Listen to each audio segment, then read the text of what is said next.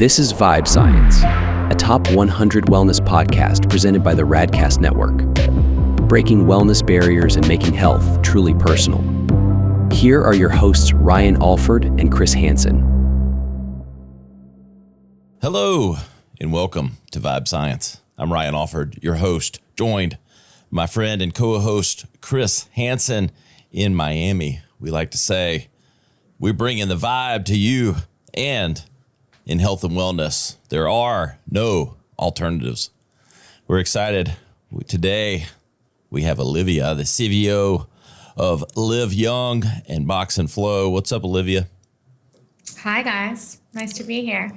Hey, we're glad you could join us. Thank you.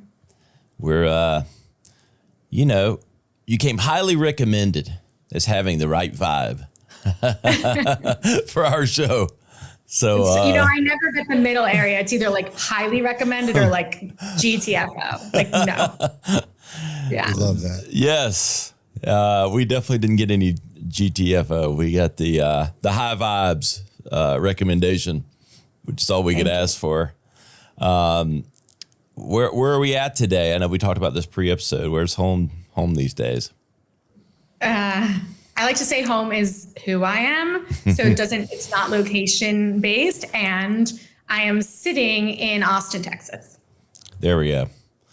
Yeah. Oh, Austin, Texas. Now you spent some time in New York. You're debating LA. You know, some people might. That was a secret. Hey. I did. I feel like if you live in New York, I got schooled in New York. I went to college in Boston, but New York, really showed me what I needed to know to have any sort of skin in the game. So if you've lived in New York, anyone listening, my hat's off to you, because it takes some grit to spend time there. Yeah. I still like to say I have a little sandpaper on me from that grit. I was there for 5.5 years, long enough to, it is an interesting place. It is. I loved it. The energy was great, but it is different. It's a little cold and fast, and I don't mean temperature cold, but everyone has a purpose, right? Yeah, and if you don't have a purpose, there's no reason to be there. There has to be intention. Even walking down the street, intention. Getting a coffee, intention. I was there 11 years. I never thought I would leave, and then COVID happened, and I was like, "Is this my chance?" And I left. I was good. Yes. Yeah. Well, we like to embrace the holistic living here. I think your story kind of embraces that, living it to the fullest, top to bottom. But let's set the table for everyone listening on who exactly is Olivia. Well, what a question. Always learning more about how to answer that. But just from a tangible perspective, so I grew up in Miami Beach, and then I moved to New York City actually after college to go to culinary school. So I worked with celebrity chefs for 7 years, actually as brand director, not cooking, but I got a tip that to get involved in food writing, because I wanted to be able to get into food media. It would really give you an edge if you studied what you would be writing about. So went to culinary school, worked at Food and Wine magazine, and then went in-house for a celebrity chef as brand director, opening restaurants globally for 7 years.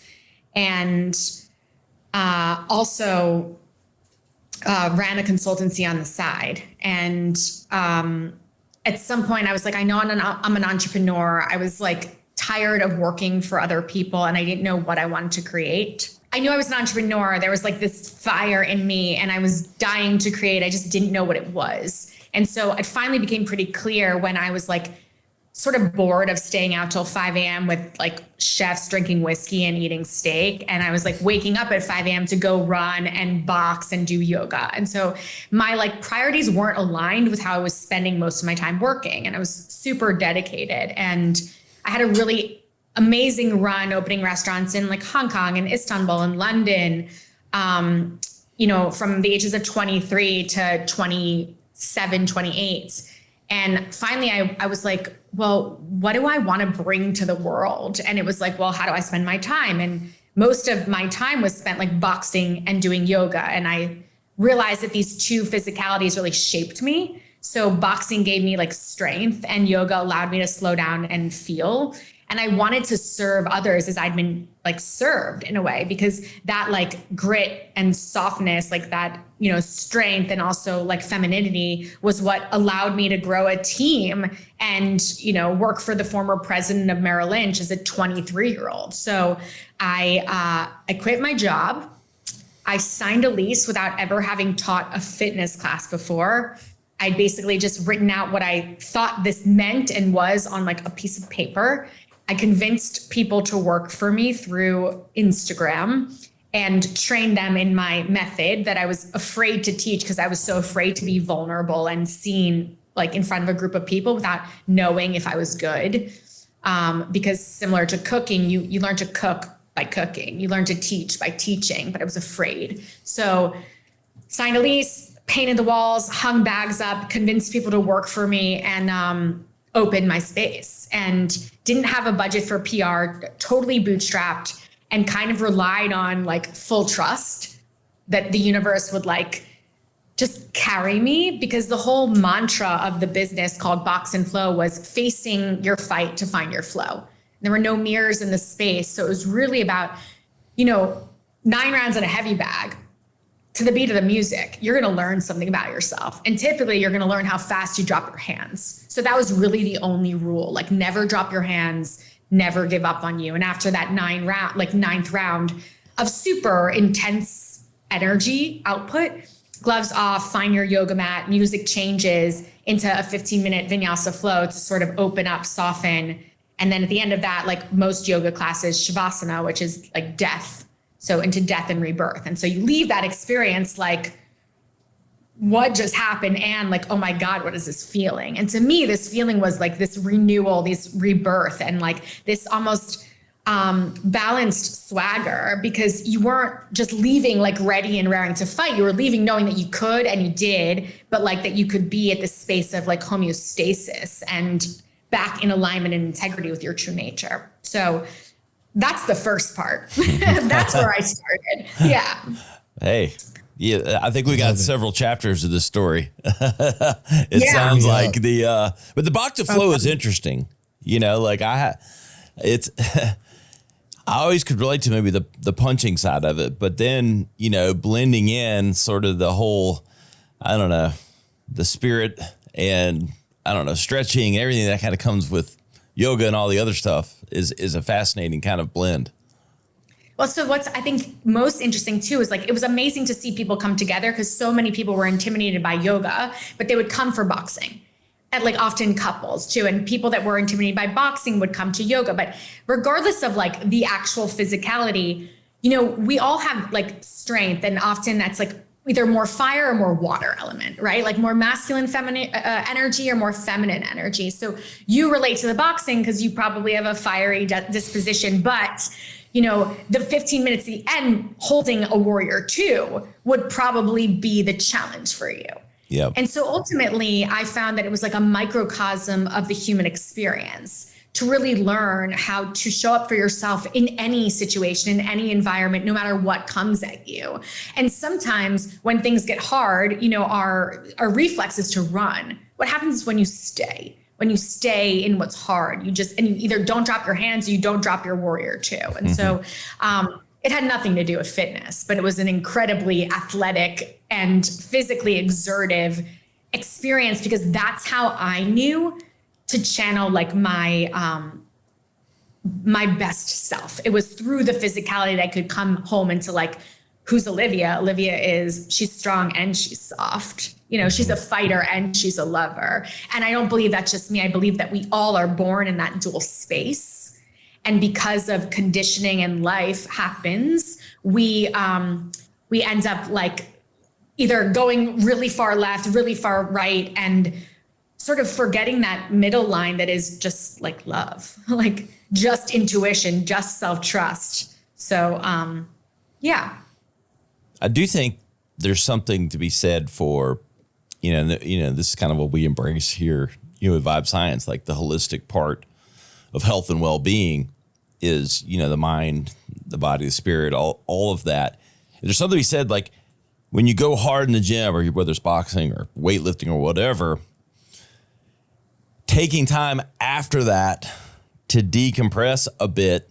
And I know and some people are going to think like, well, yoga's athletic too, because you're holding these poses. Of course it is, but there's absolutely more of the mental aspect, I think, involved that comes with that sort of grounds you a bit. So it makes sense to me hearing it. Yeah. And then I would almost argue and push back on that, because when I think about the best fighters are dancers. There's like a cadence to their movement. There's a flow, and once they step in the ring, their brain goes off. They're full on. They're just present. And so what I found these two modalities did was they both bring you back to the breath. So yogic breath is like long and lengthened, same with like yogic muscles, and boxing breath is short and sharp. And either way, you can only be like where your feet are, where your breath is, because once you like lose focus in a boxing match, you're going to get hit. Yeah. Like once you lose focus in a handstand on a yoga mat or whatever else, nothing's going to happen. I mean, you'll fall, but like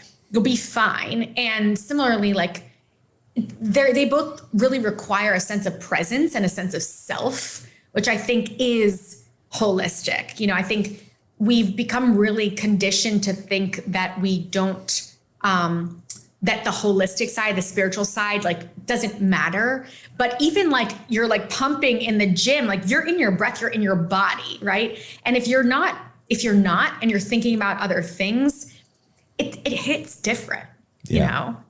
Yeah. I just think I'm in another intense space. Like when I stretch, because I stretch before and after, I get in a mental state that's not the same as when I'm throwing up 300 pounds and mentally like fighting. It's more tempered. Even if they're both mental, ultimately, I think we can all agree it's ultimately mental. Like, how long can I do this? Yeah. But then I would say you're saying exactly the same thing. Your yoga is your tempered energy when you're like in this flow state. Yeah. Right.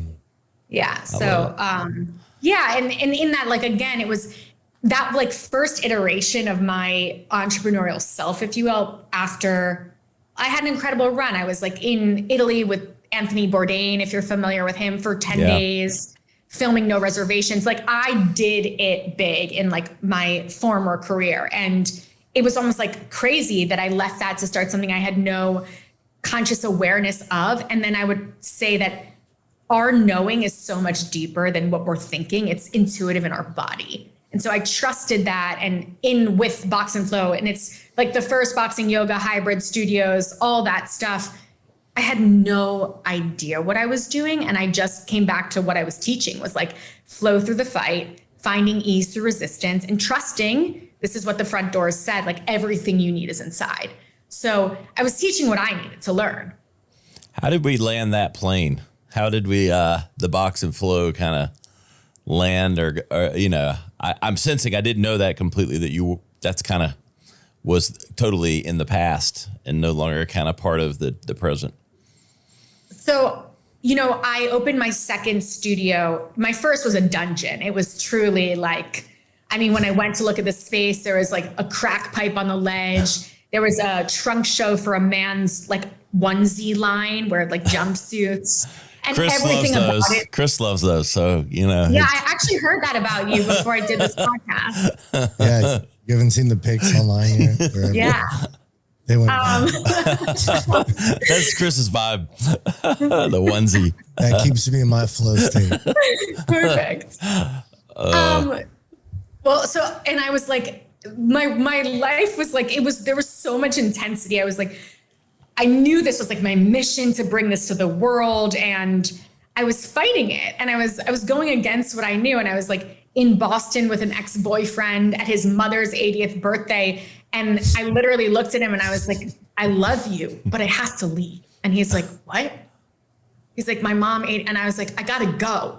I was like, there's this party in this space and I have to go open this business. And in my mind, I couldn't be both. I couldn't be lover and fighter. I had to just like follow my future and prove myself to the world. And it came from a very wounded place of needing to be seen externally, and like how I valued myself in terms of like career and et cetera. So literally left him, came to this space, saw this trunk show and this crack pipe. And I was like, this is it. This is the space.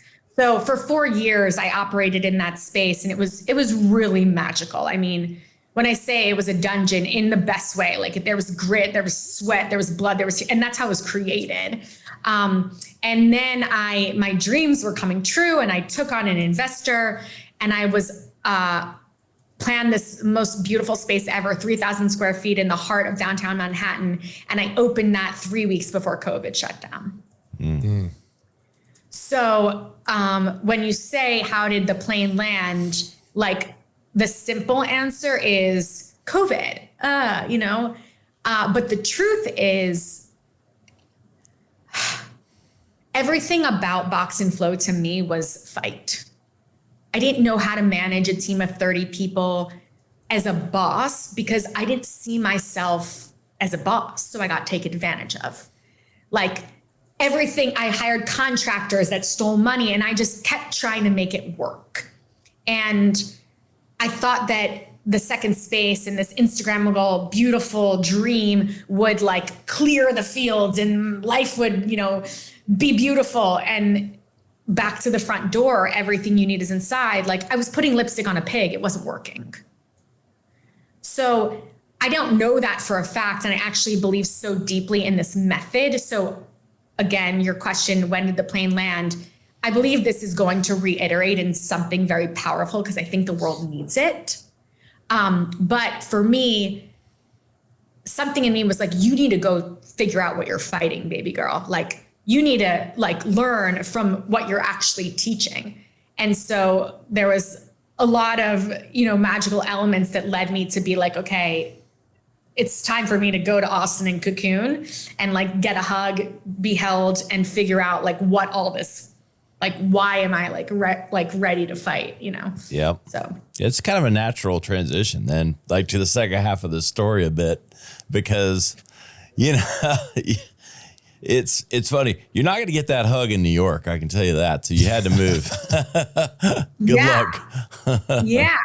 I mean, and similarly, it's like, when I think about New York now, there's almost like this softness in my heart for everyone who feels like they have to. Like, I don't think people realize when they're in the rat race that that's a choice. Yes. And if you pull out, you're like, there's such a fear of like, what happens if I'm not in the middle? Like, what happens now? And I think COVID sort of softened that too, because everybody went where they went, and there's this digital life now, but there's a big overwhelming fear of this like FOMO culture, which is why everybody's just constantly like living through everyone else's life. But yes, New York was way more punch in the face than a nice hug. Yes. I mean, New York's, everybody's on the hamster wheel, and they think, if they stop, they're going to fall and die. And, everybody's comparing each other. I mean, I've never been in a town where, you couldn't faster than introduce your name. They want to know your title, how many bedrooms you had, where your apartment was. It's just so like, I don't know. It's just from the jump. Yeah. Totally. Yeah. And I mean, the comparison thing, the rat race, like all of it almost becomes a feather in your cap too, of like New York, like that make New York. And you feel like if you don't, like what happens, will like disappear in the abyss and no longer be relevant or, and actually when I moved to Austin, before I spent 10 days here, I'd only been here once to teach a pop-up for South by Southwest, a Box and Flow pop-up. And so I was like, okay, I got the hit, Austin. I came, I rented an Airbnb for 10 days and I threw a dinner party with a friend, and we were sitting around the fire and this guy's sitting next to me and I'm like, so like, what do you do? And he looked at me and he goes, you mean for work? And I was like, I got to move to Austin. It was like my whole life, I defined myself by what I did. And now it was like, you ask someone that in Texas and they're like, huh? And so that was it. I know. I've started to intro. I'm a dad, I love that. First, but yeah, it is. So let's talk chapter 2, moving to Austin. Live Young. We're talking with Olivia, founder and CEO of Live Young. So what happens when we get to Austin? Was it weird? Was it strange? Is that the tagline? Keep Austin weird, yeah. Yeah, keep it weird. Exactly. I mean, New York is so weird. I don't think a place is weird. I think the people that live there and like what happens in between is weird, but I totally embrace the weird. And I think that we're all so individually unique. If we would just embrace our weird, the world would be a way kinder, beautiful place, because I find that so much of the animosity and the anger that is in like this collective is because people aren't just fully themselves. And so they resent other people because when you see someone that's like living fully, you're like, I want that, but like, no, fuck that. Like, and starts to judge and project, but that's a whole nother tangent. Live Young, though, is quite related. I didn't actually even realize that's my name, Olivia Young, until I was like 29, 30, because no one ever called me Liv. I always went by Olivia because I'm Olivia. And what I came to understand and realize is that Live Young to me means learning yourself to love yourself. And when I look back at my journey, it was always connected, like food, nourishment, like learning how to feed yourself is an act of self-love. And then this fitness modality that to me was never fitness, it was feeling of facing the internal fight to find flow, was learning yourself to love yourself. And so I didn't start at Live Young because, to be honest, it was always what I wanted, was to grow this like healing modality brand that had like food vertical, fitness vertical, apparel, and spirituality. But I wasn't brave. I was brave enough to sign a lease. I wasn't brave enough to like stand up and be like, I'm a coach. I help people heal their lives. And I also hadn't done that work for myself. So the journey, New York to Austin, started in New York. I was in a relationship and also like nothing was working. All my friends were getting married and having babies and like doing these things. And in the comparison culture, I was like, you know, I want that, but I'm starting a business instead, because I just wasn't honest enough with myself and like who I was, because I had no conscious awareness of it. So I started fighting boxing when I was 20, started practicing yoga at 15, physically trying to like get energy out of my body. I didn't know why. So we talk about plant medicine on this. Can we talk about please. psychedelic? Okay. We own a plant-based medicine company. Oh, Yes. amazing. Okay, Yeah. so beautiful. That's what happened between New York and Austin. Literally, my life was stuck. COVID had shut down my business, and I was my business. I had no separation from, right? So if you would have said, who's Olivia? And I would have been like, I'm the founder of Box and Flow, which is like not who I am. It's just something that I've done in my past. So everything was stuck, to the extent that like I was getting a colonic, my body was stuck. And the woman said, I was sharing with her, and she's like, well, I do this thing called Bufo. And I was like, what's that? I'd never done a drug before except like smoke some weed in college, because something in me knew that these plants were meant to like heal me, not dissociate me. And so 5 days later, I was in Janis Joplin's old apartment in the Chelsea Hotel in New York City, smoking crystallized toad venom. So basically, they say when you're called, you answer, and there was like no option for me. It was like, what's that? Okay, toad kills your ego. I don't even know what that means, but like, what's his name? And she's like, here's the shaman's number. He's never in town, but text him. So I texted the shaman. He's like, I just got back from a 5-month sabbatical, and are you here this weekend? And I was like, sure. And so without doing any research, because if I did research, I wouldn't have shown up. I just showed up and basically smoked 5-MeO DMT, and everything in my life kind of combusted in the way of like nothing made sense. Because if you're familiar with 5-MeO DMT, it's a 20-minute psychoactive experience where your brain secretes the same molecule your brain secretes before you die. And my lights went out. Like, it was like, and faces and places and feelings. And then I woke up and I was like, what the fuck? You woke up and you were like, Whoa. Yeah. That's how it was for me. Like, oh my God, really? Right. And then this like like trustful and surrendered that there was something so much greater than me holding me like above and below. And if I just got off this hamster wheel, if I just took the deep breath, if I just stopped trying so hard, that the path would reveal itself. And this next chapter, it was a 3-year journey of really losing me to find me. So 5 days after that, because nothing cognitively made sense because it was so quick, I did a ceremony with psilocybin and MDMA, and I basically started remembering really violent subconscious trauma that I had blacked away from my memory. And so I started understanding what this fight was. And so imagine I was 33, and when I say like dark memory, it was like, I was sexually assaulted. I tiptoe around this word, but it's, I was raped when I was 17 by a friend's father, left in a shower for dead. And so that was my first memory.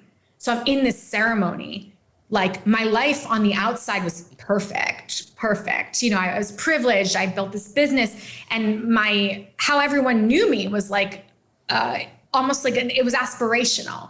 But inside, the fight I was fighting was so much deeper and darker than I could have ever imagined. And in my experience with plant medicine, like it takes you where you need to go. And for me, that was at the top. So as I started digging deeper for 2.5 years, what I came into was so much more painful. And that was just the beginning. So from New York to Austin, I needed to pull myself out of what or who I thought I needed to be to receive love from the external world and figure out why there was such a disconnect within me. Chris has had his journeys on, and I can't speak to it, but everyone we speak to, that have had these experiences with psychedelics or, other compounds and things like that, they all talk about it in the same way, like this eye-opening in a way of you thought you knew what you knew and, you come out on the other side. Yeah. Sounds like it was similar for you. Yeah. And, it's one of these things, live young, learning yourself to love yourself. The way that I hold space now, whether it's with plant medicine or somatic healing or just through coaching, energy work, I've studied so many different pools at this point because I don't think it's one way, and I don't think plant medicine is for everyone. So I like to speak to it as like it was a tool, just like I have now this like wild toolkit that allowed me to see, understand certain parts of myself, and the work to learn yourself is all the space in between, because you have to learn to live with that truth, whatever truth is. And I think that's the hard part. But once you learn that and learn to live with that, like this idea of loving self, when you then live in a space with love, everything is love. Like I love everything. I love everyone. And like food tastes different. Music, you hear the music. You in every way, like just speaking to you guys, just like I love you in the sense of like you're people with your own stories and your own visions and missions, and like you're a dad, and you believe in love. There's one for everyone. It's just that I see this through this lens of possibility now, when before I could not. It's interesting, you had suppressed, these things. And we do that, like as humans, we suppress things, we push things down in a way because we don't know how to live with them. But, that only lasts so long until it's going to bubble up, or it's just manifesting in different ways and you just live a very unhealthy. Some people, it maybe never fully come up or come out, but they live in some way miserably, their whole lives. But the trick, like you said, is you go through these things and it's learning how to live with it, right? And how to, I don't know. It's like you're never embracing it, but I don't know. You've kind of. I'll tell you something very strange. Like I wouldn't be sitting here as I am, who I am now, if all of these things did not occur in my life. And so when you say not embracing it, it's a strange relationship to what was, because when, our brains don't hold on to what we can't handle. And so in my story, these things began at a young age for me. And so I shut off, I dissociated from my life at a very young age. I became a fighter, a warrior. You know, you mentioned before of like this rat race in New York City. Like I used to train with Marines and they used to say, you stop, you die. And like, I was like this little like 100-pound girl that was running up 12 flights of stairs with water jugs, like in New York City. And I had this in my brain, you stop, you die, because that was also a manifestation of my PTSD. And any relationship I was in, I would run because I was so afraid. You know, I lived in this fear. And when I look at the other side of that, we can call it the gifts of trauma, or, you know, what our experiences or how they've shaped us. Because I had such like a need and a fire and a need to prove, I signed a lease without ever teaching a class in New York fucking City. Like I had this gall that like, I just did it because I did it. Like nothing could stop me. So I do believe that there are reasons and, you know, things happen, and there's a gift in everything. Yeah. Well, I like to say it didn't happen to you, happened for you. Totally. You know, and it gets to other philosophies, but like, you know, whether you're a pity party person or someone that's blaming everything else, you know, and that's it. Look, sitting here as a man that didn't get raped at 17, I mean, I don't even feel qualified to say that to some people, but I do hear it from you that's what you're saying though, is that you've turned that pain into progress. Yeah. And I think it's important for me to share this because, like, as I said, that was the tip of the iceberg. Like my history ran, you know, decades before, where I sort of in this whole journey realized that for 3 decades of my life, not only was I shut down emotionally, physically, but I was repeating the pattern to the extent of like first perpetrator, same name, different birthday of like my first boyfriend. Like my body just went back to what it remembered. And, you know, Gabor Mate says trauma isn't what happens to you. It's what happens inside of you as a result. And trauma, it separates you from your heart. And so this fight that I was fighting, I was always at war with myself, with my body, and then as a result with all others, because I couldn't trust anyone.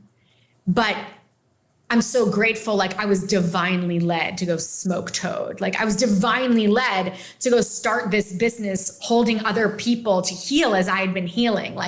But as I said, the doors of my studio said everything you need is inside, and otherwise there were no mirrors in the space. Every day I arrived to teach or to open my business, I took a photo of the door. And I was like, hey, everyone, everything you need is inside. Like I was helping, I was healing, I was teaching. But like what I've come to understand is like, no, that was God being like, baby girl, like look inside, like look inside. And, you know, like you said too, some people live in this blame, this pity party. You know, I believe that is a choice. And similarly, I don't know how many people could handle what I've come to understand about my life. And so when I think about my journey and anyone who's listening to this, I always say, you know, I've been strong enough to carry it. And then I was soft enough to let it go. Because it wasn't strength that allowed me to let it go. It was softness to like come back into my body, come back into my heart and open up to love. And I think that takes grace and courage. And yeah, I don't, you know, it's interesting, but like when to connect it back to live young, learning yourself to love yourself, I believe that we have to feel safe to release, to surrender, be it in a plant medicine situation, psychedelics, or in relationship, to feel really like seen and held by your partner, in a healing relationship with a coach or someone else, or, you know, just like in your own home, like to surrender and to sleep. Like you have to feel safe. And if you don't, I think that's a really great entry point to start asking yourself, why not? To lighten the load a little bit, there's a movie, I think it was in Old School, where, you know, they're talking like they're in couples counseling, Will Ferrell, and he's like, oh, I thought we were in the trust tree. I could say it like he could say anything. Yeah, but to bring it to what you're saying, it's like you do have to be in a safe place. You have to feel comfortable. You have to be in a place where you can do those things, right? Yeah. And in that though, too, it's like, all of us humans, we have past experiences that have, like I said, chipped away at our heart, made us feel unsafe or unseen or in shame or in fear. And then if you don't deal with that, because we don't have the tools as young kids, if your parent is like, shut up. And so you stop speaking because you're afraid you're going to get yelled at, right? And then you walk into your relationships or into your career path and, there's parts of you that you don't allow yourself to show because you're so afraid of rejection. And so again, I think like this is the human experience. And this is why people shut down and shy away and don't either stop playing the blame game or always live in fear or lack because they're so afraid of asking themselves why there's a disconnect. They're so afraid of like, why do I come home and need to like have a beer, 6 beers, whatever. They're so afraid to actually question their decisions. What are we doing with Live Young? Let's describe what you've built, what you're doing, all of the components of what that is. So Live Young, learning yourself to love yourself. It is, it's basically, I like to say it's like a community of lovers. And in my journey too, I was like, everything for me has come through me. Like I'm Jewish and I was called to go to church. Like it was just a voice. And I was like, okay, like what church? What do you mean? And so by going to church, it was like, I recognized this collective pain that was seeking a greater connection to safety, to love, to belonging. And so Live Young to me, and it's building into this vision of everything comes back to love. I don't believe it's about denomination, religion. We're all rooted and connected in what we were born with, and that is love. A baby is born and everyone's like queuing over them. They don't have a resume. We don't know, their partner's name. We don't have their tax return. So Live Young is, it's how I coach, it's how I heal, and it's how I connect people. So through these tools and modalities that I've learned. So whether it's energy work and shamanism, plant medicine, just one-on-one healing containers, to facilitate people learning themselves, to break down all these barriers that are shutting them off from love. Because in all of my personal research and, interaction with the world, I found that you'll never find anyone that says, oh no, I have too much love. Thank you so much. Like keep it.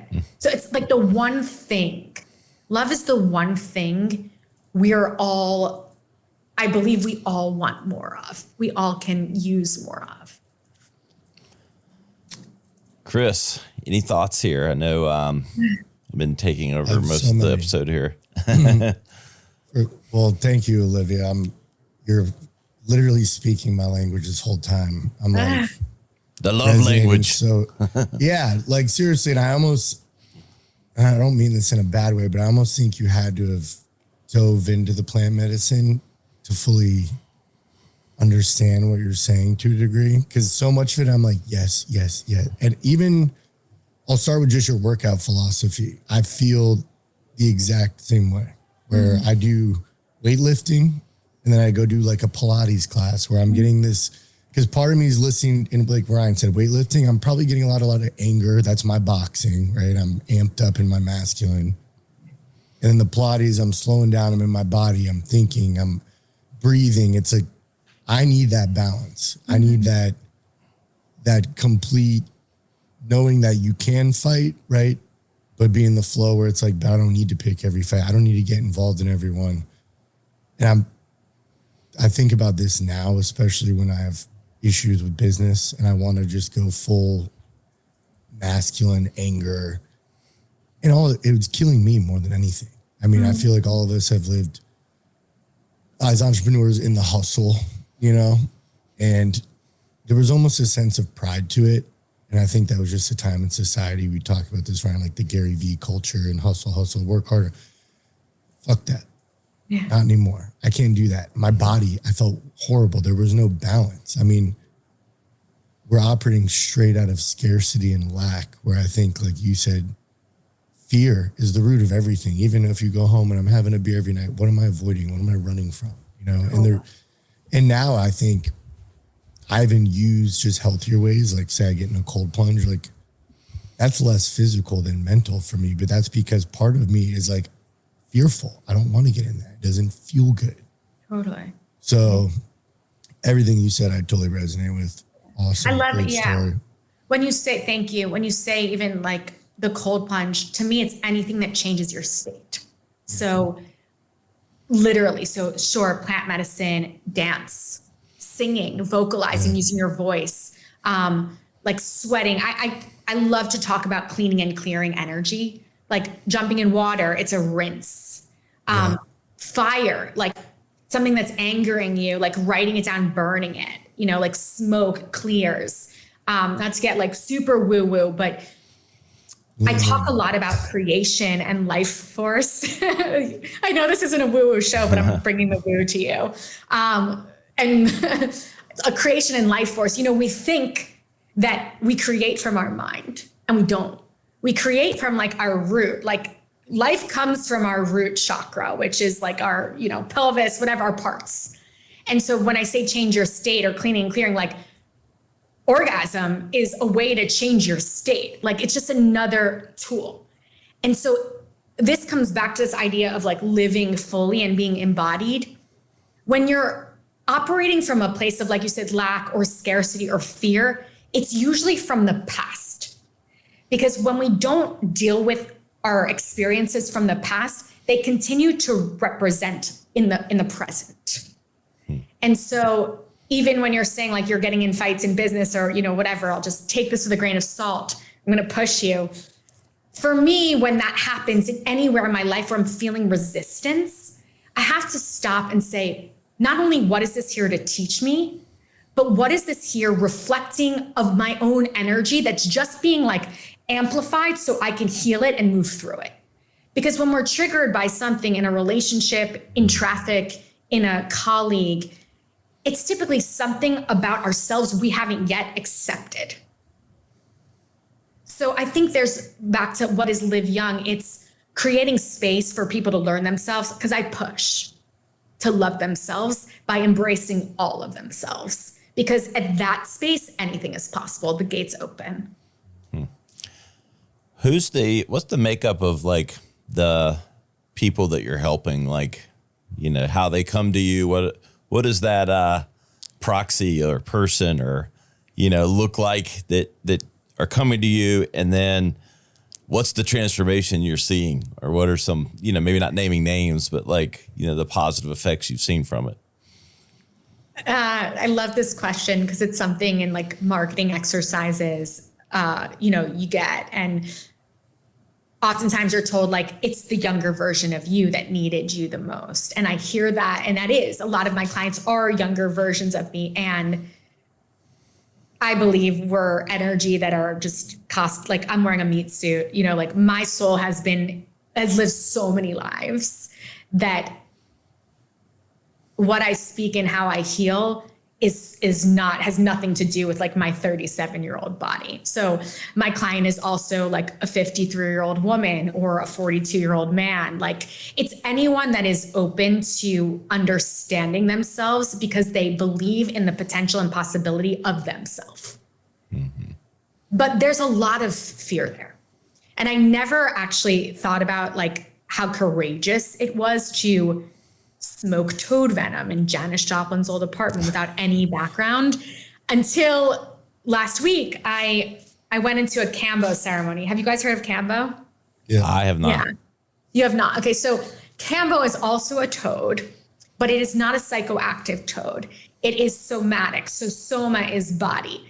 I didn't know this when I walked in either, because if I research, I won't show up. I'm just like, yes or no. Okay, yes. So I show up. So Kambo it's a purge and it's wild. So basically they burn points on your body and they remove the first layer of skin. And in that burn, they create a paste that is from the sweat of a different toad. It looks like wasabi, and they put it in the burn. And within a minute, like hot sweat, heartbeat, like you feel like, what is happening?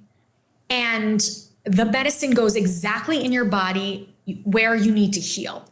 And at some point you purge from whatever part you're purging. And you're fasted, have drank a lot of water. So when you purge, you can actually, as gross as it is, but I don't think it's gross, it's our body. You can see if there's like overgrowth bacteria from your gut, or if your liver is holding on to whatever else. And it's literally just purging the energy that you can't access. Just like, plant medicine, it is a plant medicine, but through the body. So after like 25 minutes, they take the paste off, and within a minute, you're good. That is fascinating. I have not heard of that violently ill for like 20 minutes. Totally. And it was, I'll probably do it this year. I've been holding off for a while. If I had known what it was, and I'd heard of it, but I was never, called. And I think it is so fascinating, back to this idea of like love, that these molecules are like not necessarily in our backyard, unless, Chris, you might be in the Amazon with your plant. But like, there's these natural wonders of the world, like psilocybin, mushrooms, like a teacher plant. There has been nothing more transcendental for me in my life than mushrooms. And I always go back to like Mario, like trust the fungi, or toad medicine or ayahuasca, whatever else. But that these are straight from like our source. And so back to, how I work with people, I believe when you come back to the space of alignment and love, you realize, and for me, I realized, like I mentioned, I was called to go to church. Like I was being held by the spirit, by this source. And then I realized like, oh no, but it's as above and so below, like connecting to Mother Earth too. So this energetic connection of like father energy, mother energy, to come back home to wholeness from that which we came from. So, I don't even know what question I just answered, but if you're wooing with me, thanks for playing. I'm wooing. Yeah, no, I get saying it. things in a way that I would wish I could verbalize that I can't quite when people ask about my experiences and whatnot, but nailed it. Thank you. Where's, I think I know the answer to this without asking it. I think it's a self-discovery journey, and you're going wherever it pulls you, but where are things headed for you, Olivia? So I'm working on a book. Okay. To both share my experience and help guide people back home. Because like, again, I don't want to say it's hard to verbalize how I work. And, but similarly, I hold space for people to come back to self-trust. Because when we're operating from lack, as you said, Chris, we're making decisions to either prove ourselves worthy or to validate our experience, or, so many people operate from a core wound of, not being seen by their parents. And so they're like chasing this invisible thing. So like, is that good enough? Is that good enough? And they're looking around at these people and seeking validation because they never got it from their source, from who created them.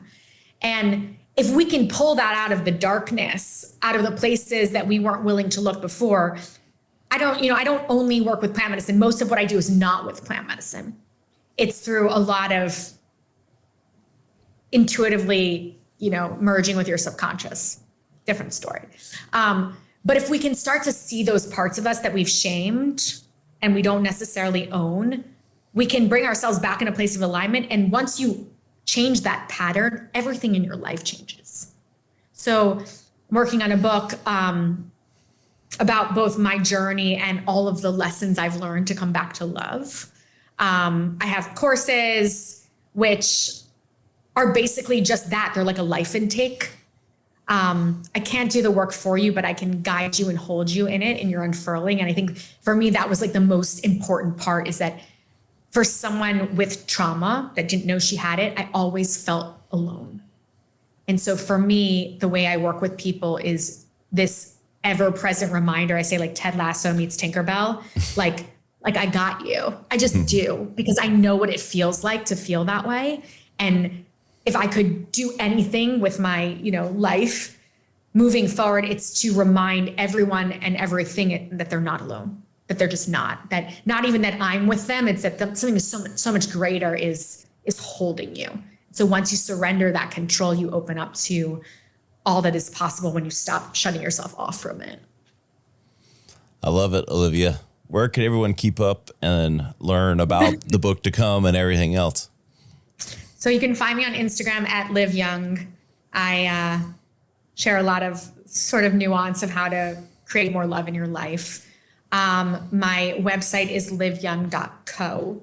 And if you want to book a 15-minute consultation call or ask me questions, this is intriguing. I would love to chat more and learn how I can hold and help anyone that is interested.